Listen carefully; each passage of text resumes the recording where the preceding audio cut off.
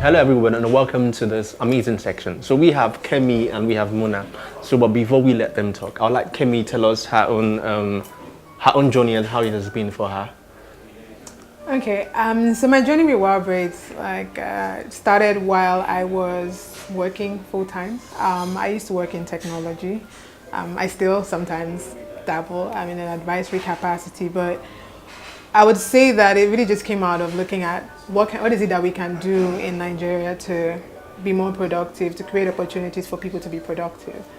My path is different from most businesses because from day one as a tech professional, I started to think, how can we scale with technology? Really, how do we, use what little resources we have to achieve our goals? So one of our goals was we wanted to create a great product, and we wanted to be able to scale our supply chain quickly and keep the quality of the product consistent. And so we needed to sort of develop that to like a science that literally you bottle it up and you take it from location A to B and say, this is the template for doing this. To achieve that, we're making videos, we're using social media. Like I have videos hosted somewhere I can send to my suppliers and say, go watch this. And on how to make our products. Even in terms of the sales side, social media is our biggest sales channel right now. So Facebook, both for B2B sales and for individual retail sales. We reach out to businesses on Facebook. We reach out to customers. Customers find us and reach out to us. Instagram is also. And they are paying clients. They're paying. Everybody's a paying client. We don't do credit. It's not free. People pay. And they actually look to your social media. Even when you find them offline, they look to your social media to try to evaluate, what kind of business are you. So they go and check out your page and like, oh, okay, you have this many followers, and I like the theme of your page. Another thing that was really important for me was that we could use tools to really bring down our costs, right? Okay. So we didn't have a huge budget. I knew that we needed to do a lot around inventory, we needed to do a lot around marketing, sales, and trying to do this and knowing that I could only afford about 3 people at that time. Well, unless these people are going to just die of overwork, we need to kind of take that load off. And so the first thing was to put our store on a platform that has a lot of support and a lot of applications that help you extend the functionality. Also, to use tech to basically manage inventory. So at any point in time, whether I'm here or outside of the country, I know how much we have in stock. I know what's running out. I can place orders remotely. I can fulfill orders remotely. Finding the right partners, like logistics partners that can be as proactive as we needed them to be. So I needed to be able to track packages when they're on the way, because I'm in e-commerce. I want to be able to track packages when they're on their way. I want to know when someone has delivered. I wanted to be able to see my business end to end from wherever I am, because I have to move around quite a bit, and it was important that we could do that. So I would say the challenges that we faced are the challenges any business would face, which is how do you meet your customers where they are? Whether you're a bank or whether you're a telco, you really don't want everybody coming to your office to do whatever it is that they need to do with your business. You want them to be able to get to you remotely wherever they are. Social media has been great for that. And then also, how do you just optimize your operations so that your overheads are lower? How do you scale with technology? And I would say starting a business in this era, the edge that we have, or the edge I feel I had, was I have a tech background. And so it came naturally. I didn't need a consultant to tell me this is what you have to do. I could kind of just go there with it. And it also gives an edge because most of my competition isn't leveraging all these tools. Technology. As much as I would say we are. So it definitely gives an edge in terms of starting and sustaining a business. Okay. Now, Muna, this is like we said, we're in an era where technology finally rules. Yes. And most of your startups are jumping in with the aid of technology. What would you say is your own normal? What would be your own insights and your own solutions to most of the startups that are living in this era driven by tech? I would focus more on people that are about to start, because if you're already leading, that means you've gotten something right.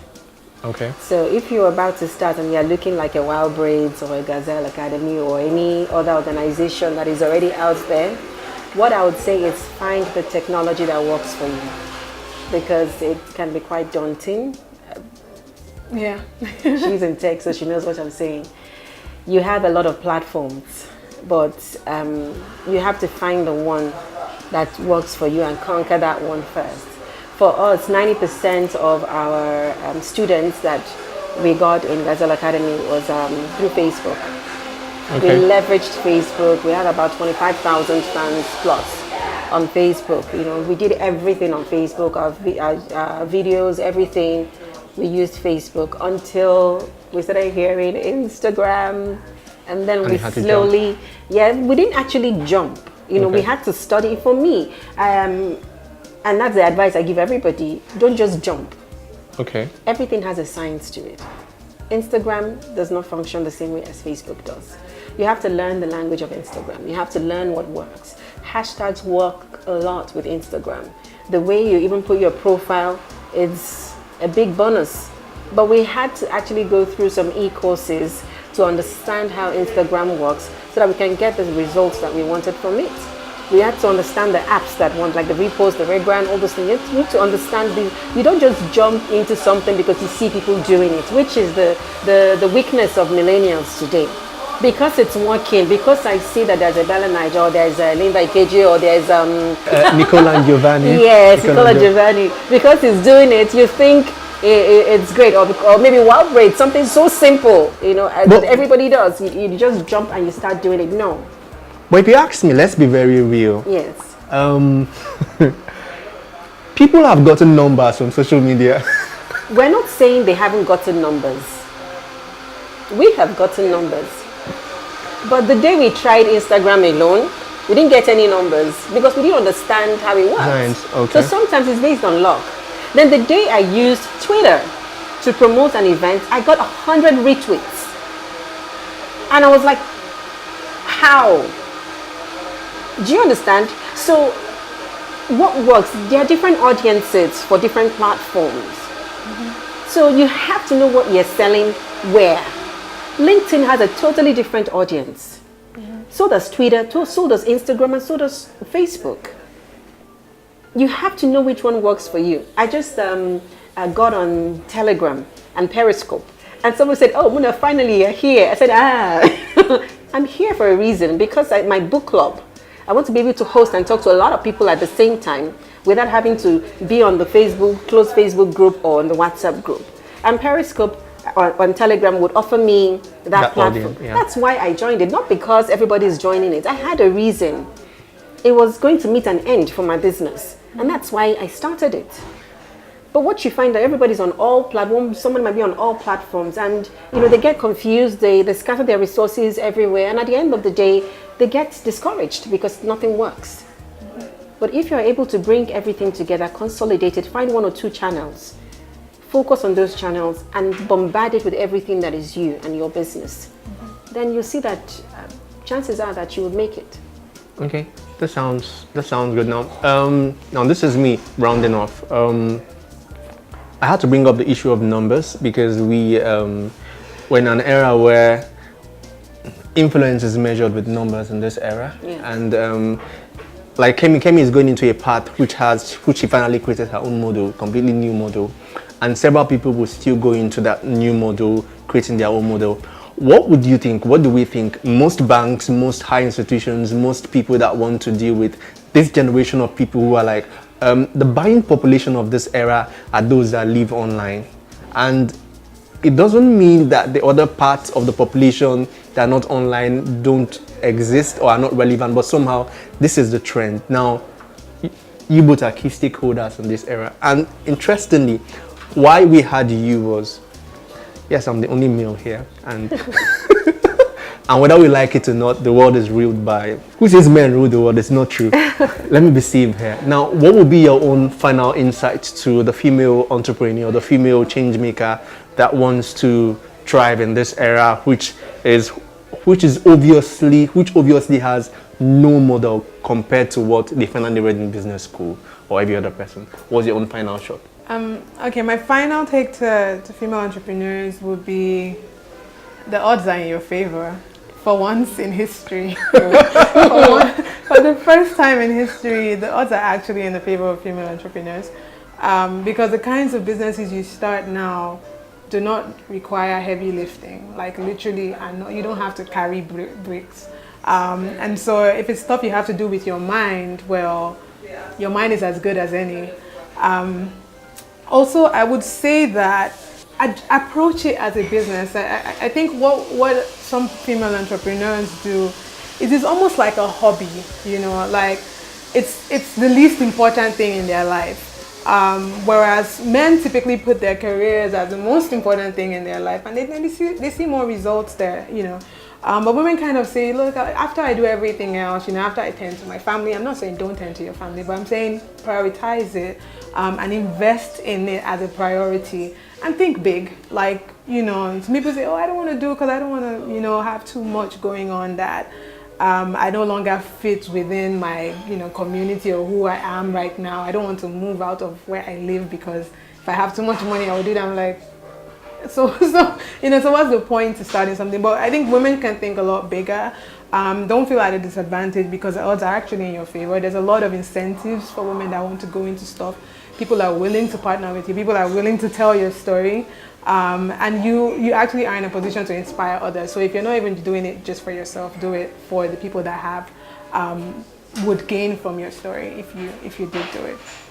Okay, cool. Mona? What I would say is to trust the process. And by this, I mean to trust yourself. Trust whatever it is that you're going through. Trust the ideas that you have. They are big enough. Don't worry if it doesn't look as big as the next person's idea. Whatever it is that you've been given, whatever it is that you want to run with, whatever business idea you have, it could become the next Facebook. It could become the next big thing. Trust it and stay on your lane. Don't run from one lane to the other because you see that while braids is working, that's what you want to do today. Because you see that skill acquisition is giving so many people so many people money. You now want to set up your own skill acquisition center because you feel that's where the money is. Don't do that. Stay on your lane. Focus on what you're supposed to do. Trust yourself that you have the ability, the capacity, and the capability to build a new brand. Even if it's, no matter what it is, in whatever field, tissue paper, soap making, perfume making, don't look at it like it's something that would not work because you've not created a brand or because there's a giant in the industry. Don't worry about them. Just focus and do your thing. And please, there's nothing like Cinderella syndrome. No man will come to rescue you. No man will come to get you to do it. You have to decide on your own as a woman that you want this. It's a choice, personal choice. If she didn't get up, she wouldn't have what she has. If I didn't get up, I wouldn't be where I am. So you need to know that you have to help yourself first before anyone can help you. Okay, I think that's fair enough. A guy didn't say it, lady said that.